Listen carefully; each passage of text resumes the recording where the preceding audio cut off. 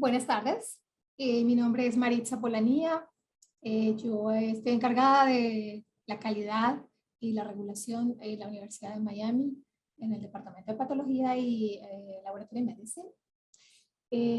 Soy originalmente de Colombia, estudié en Colombia bacteriología y laboratorio clínico. Hice prácticas como bacterióloga en Colombia por algún tiempo. Después migré a los Estados Unidos, hice algunos estudios de microbiología e inmunología y al mismo tiempo administración en salud. Llevo en la Universidad de Miami 19 años en el laboratorio clínico y he hecho algunas cosas en el laboratorio clínico, point of care, information systems. También trabajé para el departamento de histología y actualmente me desarrollo en el área de calidad total y también en la parte de lo que son inspecciones, certificaciones, licencias. Esto lo llevo haciendo por los últimos 10 años. Para el día de hoy queríamos hablar un poquito acerca de las normas y las regulaciones en el laboratorio clínico y también conversar un poquito acerca de lo que son las acreditaciones que se ofrecen hoy en día. Algunos de los objetivos que tenemos es revisar qué tipo de regulaciones existen en el laboratorio clínico. También hablar un poquito de lo que son el programa de enmiendas para el mejoramiento de los laboratorios clínicos, también conocido como CLIA, lo cual en realidad regula todos los aspectos del laboratorio clínico en los Estados Unidos. También vamos a tocar un poquito el tema de lo que es la administración de alimentos y medicamentos, ya que esta también regula bastante de la mayoría de las pruebas que se hacen en el laboratorio. Y acerca de la acreditación vamos a hablar un poquito de las agencias como es el College of American Pathologists, vamos a hablar de ISO, de Joint Commission y COLA es otro que también acredita laboratorios. CLIA también puede acreditar laboratorios. Para empezar, vamos a hablar un poquito de las normas y las regulaciones. CLIA en el año de 1988 empezó a formar un grupo para hacer una legislación y hacer un poquito de lo que es supervisión y normas y leyes que regularan los laboratorios clínicos, cómo se desempeñaran en su calidad y que sus servicios y sus resultados fueran confiables y precisos y adecuados para el manejo de los pacientes. CLIA fijó unas normas que exigían que todas las pruebas que se hicieran en tejidos humanos, en sangre, en cualquier otro tipo de fluidos, que sean usados para la detección o para el diagnóstico de pacientes, llevaran un mínimo de calidad. A pesar de que CLIA empezó su legislación en el año 1988, no se implementó totalmente hasta el año 1992. Tuvieron que recibir un poquito de información acerca de no solamente los laboratorios, también los médicos, los pacientes, todos dieron sus opiniones y así se juntó una cantidad de hechos que estaban ocurriendo en ese momento. Se juntó también cómo esto puede afectar al paciente, el tratamiento de un paciente. Empezó todo este tema porque hubo una denuncia acerca de algo que le llamaban como las fábricas de citología de Papa Nicolaos, que se estaban haciendo con muy poquita calidad, estaban teniendo prácticas ilegales de facturación y no había absolutamente ningún tipo de supervisión. Entonces, en este momento, CLIA empezó a poner la pauta y decir, vamos a hacer un programa que regule absolutamente todo lo que los laboratorios clínicos van a ofrecer. En ese año también se introdujo categorías de complejidad de las pruebas de laboratorio. Se inició con 3 categorías, como son la categoría exenta, que también se llama wave test, los de complejidad moderada y los de complejidad alta. A pesar de que CLIA es una legislación federal, hay 3 entidades que se encargan de monitorear todo lo que está dentro de la regulación. Uno es la FDA, Administración de Alimentos y de Medicamentos. El otro es CMS, que es el Centro para Servicios de Medicare y Medicaid. Y el último es el CDC, que es el Centro para Control y Prevención de Enfermedades. Cuando hablamos de las pruebas exentas, a pesar de que hacen parte de CLIA, estas pruebas no no tienen tanta regulación, no tienen tantos estándares, debido a que estas pruebas son definidas como pruebas sencillas de realizar, pruebas que si son hechas como el fabricante lo recomienda, los chances de producir resultados erróneos son mínimos. Entonces, en realidad no tiene tanta regulación, a pesar de que lo que se recomienda es seguir las instrucciones de los fabricantes. Después, en el año 1993, se agregó una nueva categoría, que fue la categoría de microscopía realizada por los proveedores de salud. Esto se empezó en los consultorios clínicos, donde los providers clínicos podían hacer algunos test de microscopía de preparados en fresco o otros procedimientos de microscopía bien simple en el consultorio médico. En el año 2003 se hizo una revisión de la legislación y se categorizaron las pruebas en dos grandes ramas. Una son las pruebas exentas y la segunda las pruebas no exentas.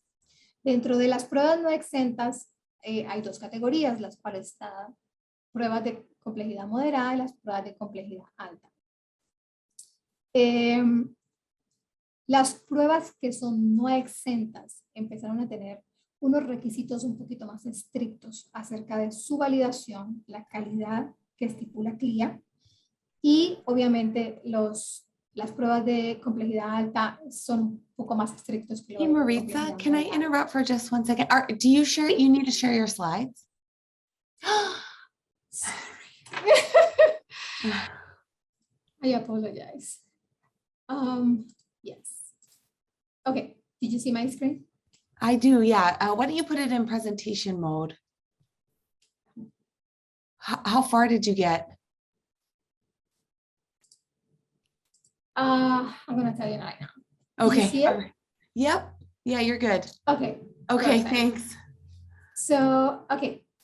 So, continuemos. A ver, hablamos un poquito de esto. Igual vamos a compartir este PowerPoint después. Ok. Entonces, ok, vamos aquí. En el año 2003 se hicieron estos pequeños cambios en las categorías de las pruebas y se requería que las pruebas que eran no exentas tuvieran unos requisitos más altos de validación y de calidad. También hubo cambios a nivel de lo que son los términos de calidad. Se cambió el término de garantía de calidad por el de la evaluación de la calidad, de tal manera que esto implicaba una revisión un poco más activa de las métricas de calidad y de los resultados del laboratorio en general. En esta revisión, adicionalmente, también se exigían que toda prueba que fuera nueva, digamos, el laboratorio está funcionando y queremos incorporar una nueva prueba en el laboratorio y esta cae dentro de la categoría moderada o de alta complejidad, se requieren que todas estas pruebas se haga una validación con respecto a la exactitud de la prueba, con respecto a su precisión, al rango reportable, a los valores de referencia. También se le llama verificación.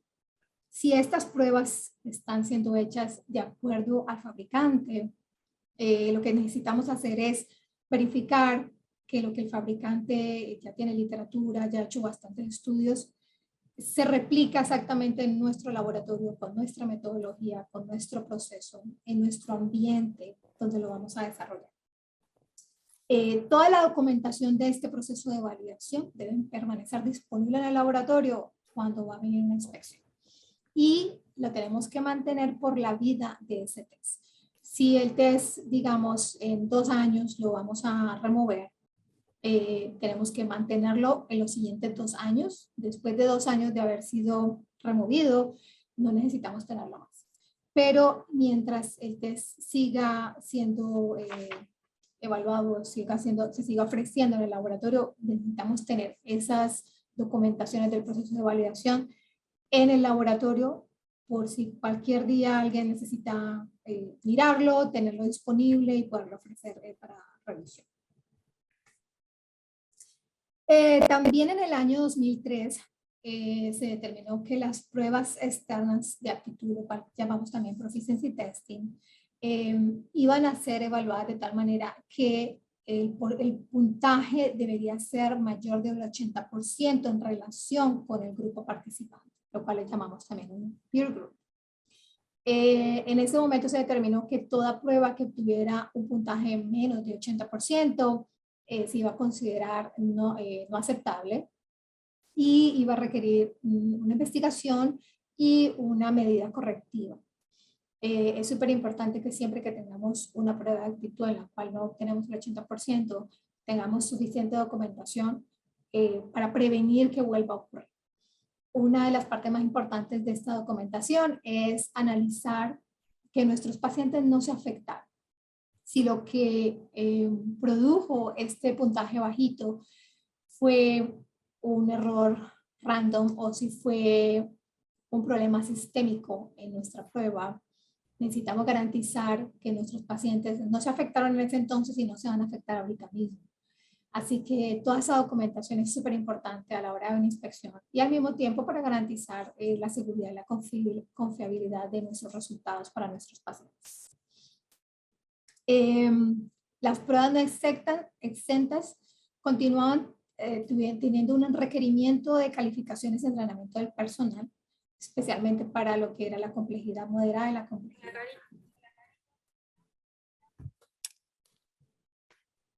Ok. Así que siempre hubo un poquito de confusión con los requerimientos de personal con respecto a las pruebas exentas y las no exentas. Hoy en día ya sabemos que las pruebas que son exentas no son tan rigurosas con las calificaciones o el entrenamiento del personal. Debemos siempre tener entrenamiento, por supuesto, pero es un poquito más flexible. Además, también hubo cambios en la frecuencia del control de calidad cuando se hizo la revisión de CLIA 2003. Inicialmente debíamos correr 2 niveles de controles cada vez que hacíamos una corrida en nuestros instrumentos. En este momento se redujo la cantidad, la frecuencia del control de calidad a 1 vez por día, los 2 niveles de controles para monitorear que nuestra metodología en realidad continuaba con una buena precisión y una buena exactitud en los resultados de las pruebas que se realizaban. Siempre tenemos que cuando un laboratorio está acreditado, por ejemplo, cuando está acreditado por el College of American Pathologists, los protocolos de control de calidad son un poquito más estrictos. Así que eso también es algo que lo vamos a ver más adelante, son uno de los beneficios de tener una acreditación. Sin embargo, lo que exige CLIA es prácticamente un control de calidad por día, por cada nivel, un nivel normal o nivel anormal, con excepción de los test de coagulación y los blood gases, que eso sí deben hacerse cada 8 horas. Con respecto a las categorías del personal, en el CLIA 2003 también se determinó que para complejidad moderada, cada laboratorio debía tener un laboratorio director, un director de laboratorio. Idealmente ellos prefieren que sea un patólogo, sin embargo, un PhD que tenga el expertise en la especialidad, por ejemplo en hematología o en química, también puede servir las veces de director de laboratorio. Se requiere que se tenga un consultor clínico para la categoría moderada, un consultor técnico y el personal técnico.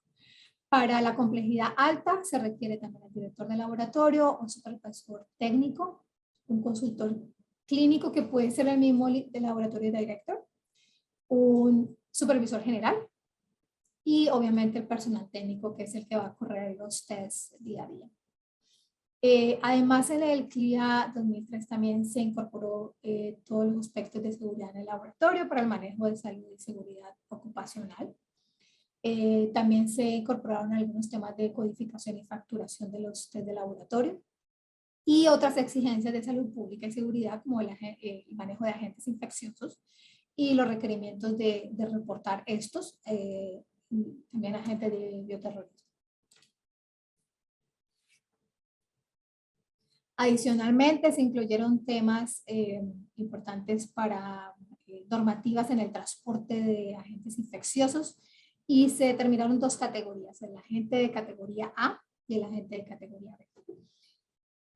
Un agente de categoría A es una sustancia la cual es transportada de una forma tal para prevenir cualquier tipo de exposición. ¿Por qué? Porque un agente de categoría A, si llega a ocurrir una exposición a una persona que esté saludable o a un animal, este puede causar una discapacidad permanente o incluso la muerte.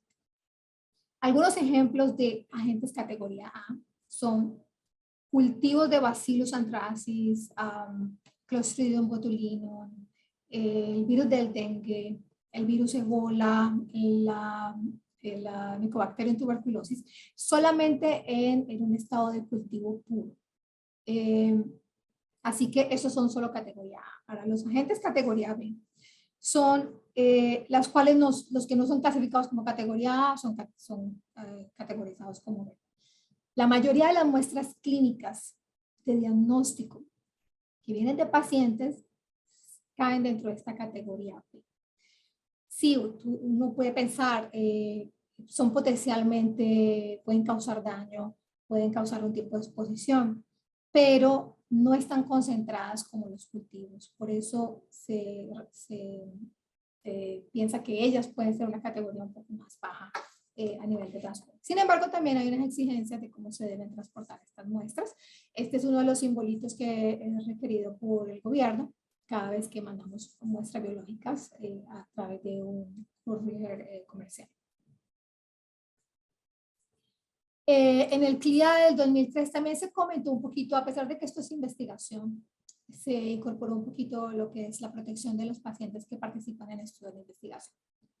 En estos estudios, generalmente que pueden ser biomédicos o de comportamiento, hay una regulación que es una ley federal que debe ser observada siempre.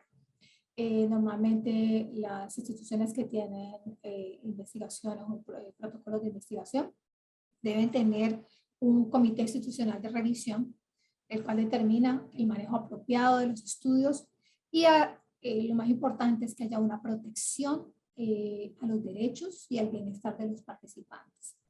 Estos derechos empiezan y terminan con el consentimiento del paciente de participar en los estudios. Entonces es parte que también está mencionado en el CLIA y quisiera en resumen decirles que CLIA aplica a todos los laboratorios que examinan materiales derivados del cuerpo humano para diagnóstico, prevención, tratamiento o para la evaluación de la salud del ser humano. Exige que todos los laboratorios, incluyendo aquellos en oficinas médicas, cumplan con estos requisitos y aplica a todas las entidades de salud que proveen servicios, incluyendo todos los que no facturan a los Medicare. Eso también es algo que causa bastante confusión. Mucha gente piensa que simplemente CLIA lo debe tener si se factura al Medicare, pero en realidad. Entonces, cuando vamos a aplicar por un certificado de CLIA, CLIA tiene 5 tipos de certificados que podemos pedir o solicitar. El primero es el certificado de exención, que es un CLIA waiver. Básicamente, solamente si tenemos este certificado, solamente podemos hacer test que sean considerados como exentos.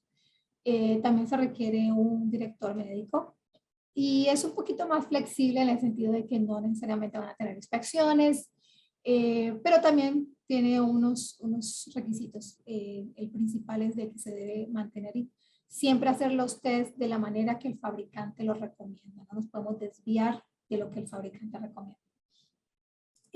También el otro es el certificado de microscopía realizada por los proveedores. Esto, como lo mencionamos antes, se lleva a cabo generalmente en consultorios médicos y hacen microscopía de pruebas sencillas y ese certificado lo debe obtener el médico que va a realizar estas pruebas. Ya a nivel de laboratorio tenemos el certificado de registración.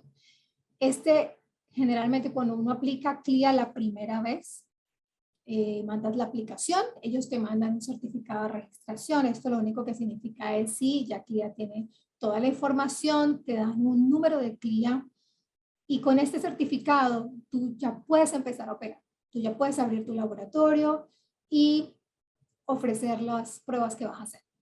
Sin embargo, debe ocurrir una inspección. Con este certificado empiezas a operar y empiezas a prepararte para la inspección. La inspección normalmente ocurre en los próximos 3 meses, desde que recibiste tu certificado de registración. Una vez que viene la inspección, en los Estados Unidos, los que hacen la inspección de CLIA generalmente es el Departamento de Salud del estado donde está el laboratorio. Pongo, por ejemplo, aquí en la Universidad de Miami, como estamos en la Florida, vienen inspectores del Departamento de Salud del estado de la Florida. Ellos representan a CLIA para las inspecciones y una vez que vienen e inspeccionan el laboratorio, miran que se cumplieron todos los requisitos de calidad y los requisitos mínimos de validación, de las calificaciones del personal, de las pruebas de aptitud. Normalmente nos dan un certificado de cumplimiento, que es el Certificate of Compliance. Este certificado de cumplimiento dura o tiene una expiración de 2 años. Durante esos 2 años ya se puede seguir trabajando en el laboratorio con todas las pruebas que se reportaron al Estado. Y cuando se va a vencer, normalmente tenemos que recibir una nueva inspección, otra vez para revisar todo lo que ha ocurrido durante esos 2 años. El último certificado que también CLIA puede generar es un certificado de acreditación. Ellos también pueden acreditar laboratorios. Sin embargo, la acreditación es voluntaria. CLIA es requerido por todos los laboratorios, como mínimo el certificado de cumplimiento. Sin el certificado de cumplimiento en realidad no podemos operar. O el certificado de exención si es el tipo de pruebas que vamos a hacer. El certificado de acreditación es voluntario, lo podemos hacer con CLIA, lo podemos hacer con CAP, lo podemos hacer con COLA u otras agencias que también acreditan laboratorios. A nivel de lo que son las pruebas de actitud, que son los proficiency testing, hay algunas pruebas que son exigidas, especialmente para algunos de los test que son considerados reportables. Y los otros, en realidad, debe haber también una prueba de aptitud o un proficiency testing. Sin embargo, hay varias opciones dependiendo del presupuesto de cada laboratorio.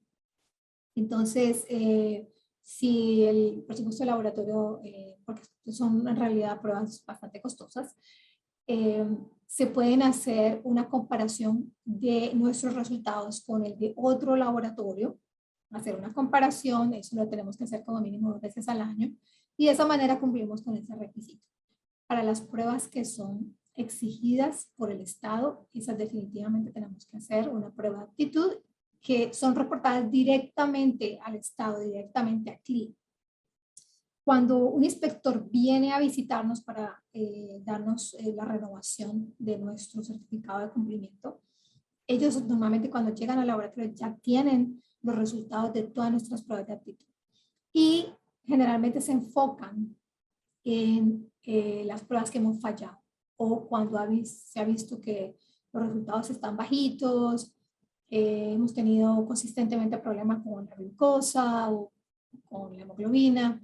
Entonces generalmente llegan ya directos a mirar dónde puede estar el problema, qué estamos haciendo nosotros para corregir esos problemas, cómo estamos investigando y cómo estamos tratando de prevenir que ocurra en el futuro. Adicionalmente, también hay el CLIA 2003 se detalló la verificación y las especificaciones de rendimiento de cada prueba no exenta. Para cada prueba no exenta, se debe hacer un análisis de la exactitud de la precisión de esa prueba.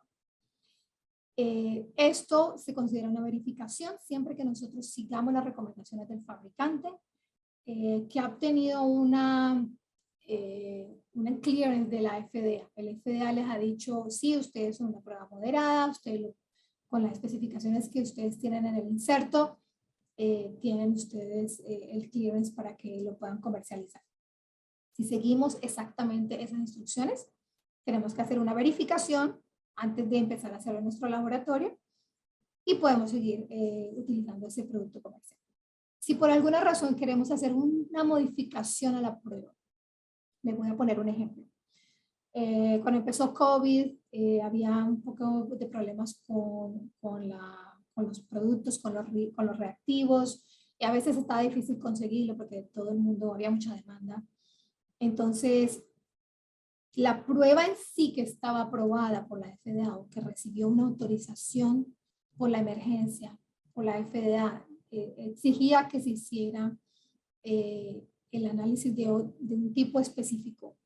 Requería extracción del RNA antes de poder hacer la parte de la PCR.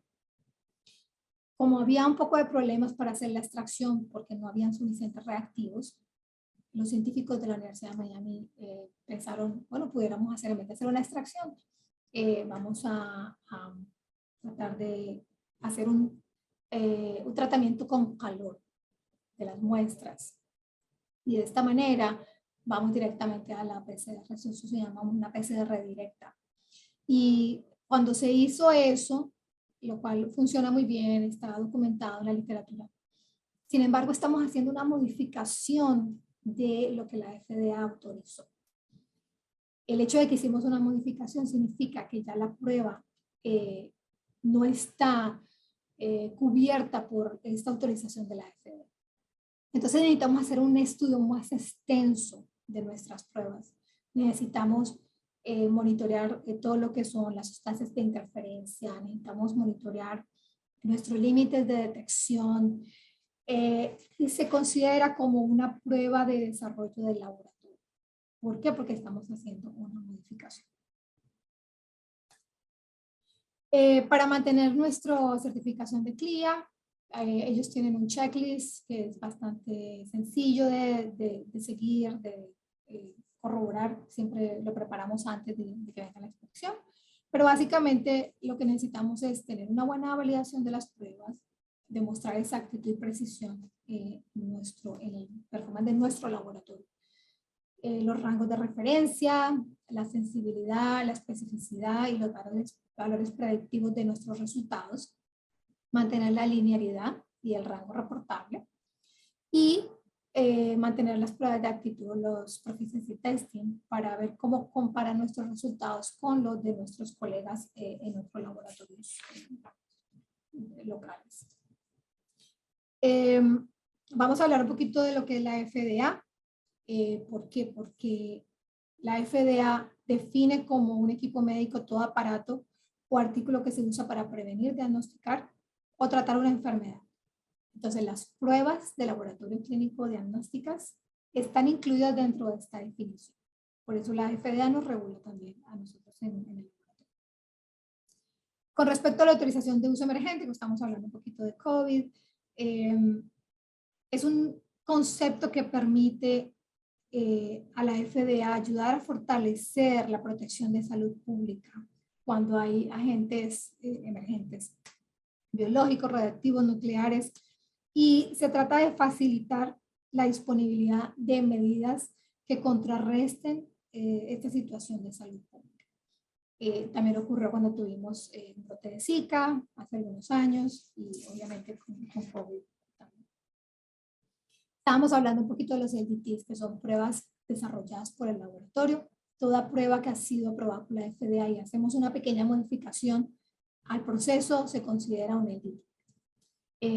Los LDTs se supone que son pruebas de uso exclusivo del laboratorio para sus pacientes, no para mercadeo ni para comercialización. Estas pruebas, como hablamos antes, tienen unos requerimientos de validación un poquito diferentes de las verificaciones que hacemos cuando seguimos las instrucciones de los fabricantes. Y necesitamos verificar el rendimiento de la verificación del proceso. Necesitamos documentar la validez analítica y la exactitud de la prueba. Al mismo tiempo necesitamos monitorear los resultados para asegurar su validez clínica y en esto necesitamos una interacción constante con los médicos y los clínicos que nos van a realmente decir si nuestra prueba desarrollada por el laboratorio tiene una validez clínica. La FDA también regula todo lo que son los bancos de sangre. Los bancos de sangre que colectan sangre de donantes y les distribuyen a través del país en diferentes estados requieren una licencia. Si el banco de sangre se limita a proveer o distribuir sangre para sus pacientes, digamos en un hospital, o de pronto para distribuir en algunos centros locales, no requiere licencia de la FDA, lo único que requiere es una registración con la FDA. Ahorita vamos a pasar al tema de lo que es la acreditación. El objetivo principal de la acreditación es asegurar la confiabilidad de los resultados a través del cumplimiento de los requisitos de la agencia que está acreditada. Las agencias que acreditan normalmente están respaldadas por CLIA porque sus requisitos son un poquito más estrictos, van un poquito más allá de lo que exige CLIA. De esa manera, CLIA sabe que si CAP acredita un laboratorio, está cumpliendo con lo requerido, pero además está siendo o tratando de llevar los resultados del laboratorio a una calidad un poco más alta.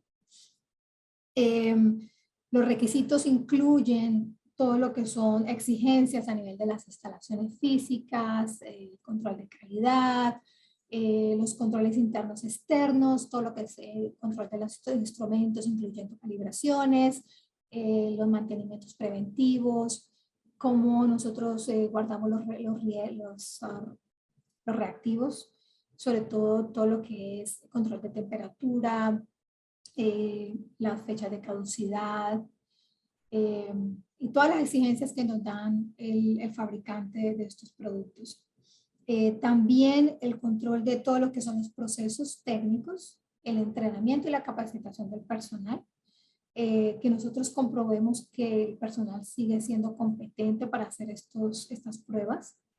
Todo lo que tiene que ver con la informática, por ejemplo, cuando tenemos algunas calculaciones que están en el sistema, o por ejemplo en los reportes deben salir con unas alertas si el resultado está normal o si está crítico, o por ejemplo cuando queremos dar información adicional, cuando tenemos pruebas que se afectan por hemólisis o por lipemia, queremos también informar al clínico que la prueba puede estar afectada.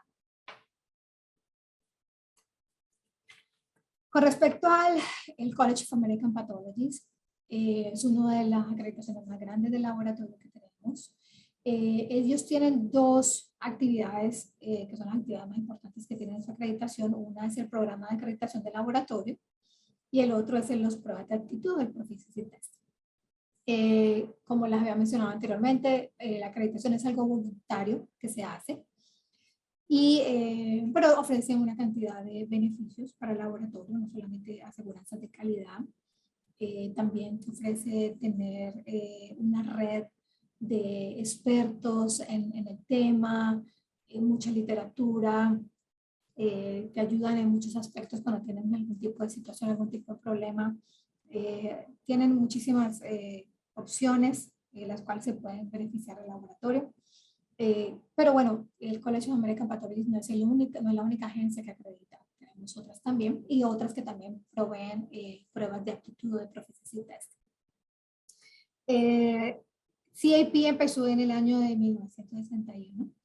Ellos se consideran una actividad totalmente educacional y voluntaria con el único objetivo del mejoramiento de la calidad.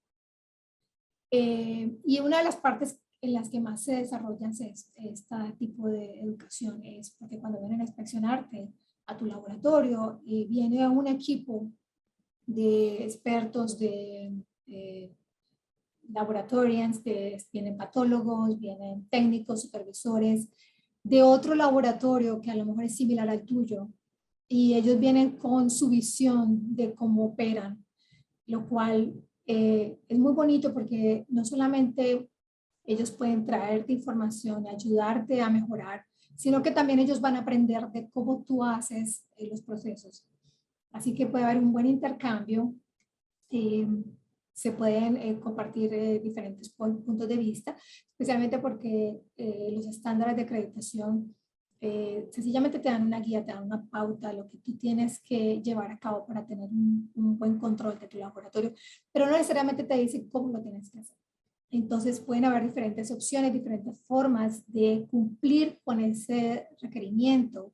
Y cuando ves el punto de vista de otro laboratorio, pues puedes incorporar algunas cosas en el tuyo, hacer cambios. Y todo también depende del presupuesto de cada laboratorio. Otras compañías que también prestan servicios de proficiency testing es el American Proficiency Institute, tenemos el American Society for Testing in Materials, en of course, obviamente los estándares requeridos por CAP van a superar a los que exige CLIA, y al mismo tiempo Joint Commission. Vamos a hablar luego un poquito acerca de Joint Commission, pero Joint Commission acredita especialmente hospitales.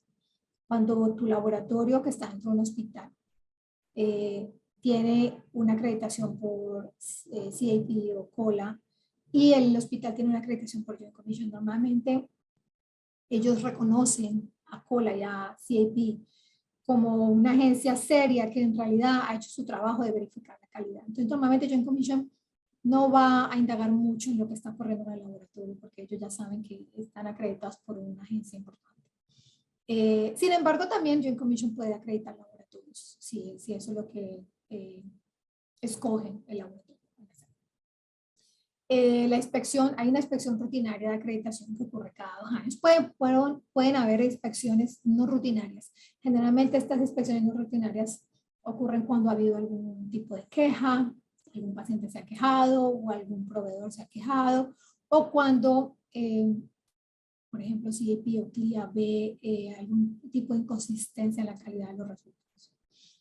Adicionalmente, CAP requiere que se haga una autoinspección cada año de por medio. Por ejemplo, si mi inspección rutinaria la tengo que hacer este año, en el 2022, en el 2023 tengo que hacer una autoinspección. Yo misma tengo que inspeccionarme y mirarme que estoy cumpliendo con mis estándares. Tengo que notificarle a CAP, ya hice mi autoinspección, ya corregí los problemas que encontré. Y eso es una parte súper importante de la acreditación. Aquí les puse el enlace de donde pueden encontrar información acerca de la aplicación a la acreditación de CAP. Es un proceso bastante sencillo. Es un formato el cual hay que llenar con información demográfica del laboratorio, alguna información acerca de los diferentes tipos de pruebas que se hacen, el personal, la dirección física del laboratorio. Y una vez que se llena toda esta información, ellos tienen que venir a inspeccionar. Una vez que inspeccionas y corriges cualquier tipo de situación que te hayan podido ofrecer, ellos te dan entonces tu certificado de acreditación. Lo mismo pasa con el ISO, que es un sistema internacional para el manejo de la calidad, y es bastante prominente sobre todo en sectores industriales y técnicos. Alrededor del año 2000 salió un ISO estándar específico para el laboratorio, que es el ISO 15189. Fue basado en 2 estándares generales, que fue el 9001 y el 17025. CAP ahorita mismo es uno de los proveedores que asiste a laboratorios clínicos para que obtengan una acreditación combinada de CLIA y el ISO 15189. Aquí les estoy poniendo el enlace también para que obtengan un poco de información acerca de este tipo de aplicación. Como les mencionaba antes, con la acreditación de Joint Commission es más que todo con enfoque en hospitales, pero también ellos prestan servicio para laboratorios. Y como habíamos mencionado anteriormente, también CLIA puede ser una entidad que acredite el laboratorio si eso es lo que el laboratorio prefiere hacer. Y por último es COLA, la cual se llama COLA porque se llamaba el Commission and Office for Laboratory Accreditation. Ahorita ya se llama simplemente COLA. Ellos también son reconocidos por CLIA y también por Joint Commission. Y su expertise es más que todo en el área de química, hematología, microbiología, inmunología y inmunohematología, o sea, transfusion medicine. Perfecto, les puse unos anexos antes de que empecemos con las preguntas acerca de una guía de cómo hacer la aplicación a CLIA. Es una forma bien sencilla donde te piden información bien básica. Una vez se manda, como les decía, aquí en los Estados Unidos, la forma se envía al Departamento de Salud del Estado donde está el laboratorio y ellos, una vez que procesan la forma, te mandan una factura, pagas tu factura y después te mandan un certificado de registración. Apenas obtengas tu certificado de registración, puedes empezar tu laboratorio. Y vas a esperar durante los próximos 3 meses un inspector que va a revisar el cumplimiento de las reglas. Cuando ya pases eso, vas a tener un certificado de cumplimiento. Aquí les puse un poquito de la guía. Pero en este momento recibo preguntas.